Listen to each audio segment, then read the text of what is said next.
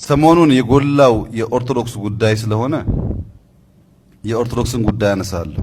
ከጥቂት ወራት በፊት የሙስሊም ነበረ። እንዴት መከራችን እንዳየን ታስታውሳላችሁ። የኦርቶዶክስን በሚመለከት ጉዳዩ በእኔ እይታ በጣም ቀላል ነው። በጣም ቀላል ነው። ረሱል ነቢ ሙሐመድ አለይሂ ሰላቱ ወሰላም የተከበሩ ነው። ቁርአንም የተከበረ ነው። ኢስላም የተከበረ ነው። ኦርቶዶክስ እንጨርሳለን በአላህ ፍቃድ። አላሁ አክበር።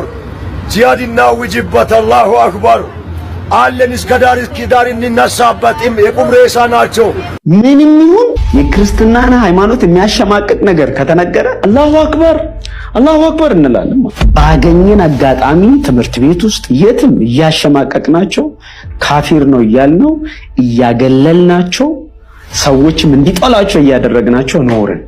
ከበደኖ ጀምሮ እስከ አርባ ጉጉ እስከ ጅጅጋ፣ ከጅጅጋ እስከ ኮፈሌ፣ ከኮፈሌ እስከ ዶዶላ፣ ከዶዶላ እስከ ጎባ ያልታረደበት ቦታ አለው። የኦርቶዶክሳዊ እና አማራ የሚባለው ፍጡር ኦሮሞን ኮሮ ኦርቶዶክስ፣ ማንኛውም ኦርቶዶክስ ቡራቂቱ የታረደውን የጋሞ ልጅ ከአዲስ አበባ ቤቱ የፈረሰበትን ክርስቲያን የት አስቀምጠው ነው ያንን መከላከያ ልልና የሚመኙለት? የታለ የተከላከለልን? ምንድን ነው የሚከላከለው?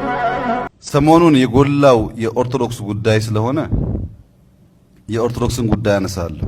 ከጥቂት ወራት በፊት የሙስሊም ነበረ። እንዴት መከራችን እንዳየን ታስታውሳላችሁ። የኦርቶዶክስን በሚመለከት ጉዳዩ በእኔ እይታ በጣም ቀላል ነው። በጣም ቀላል ነው።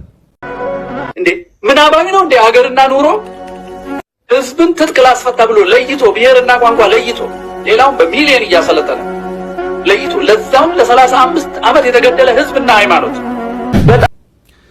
የኦርቶዶክስን በሚመለከት ጉዳዩ በእኔ እይታ በጣም ቀላል ነው። በጣም ቀላል ነው።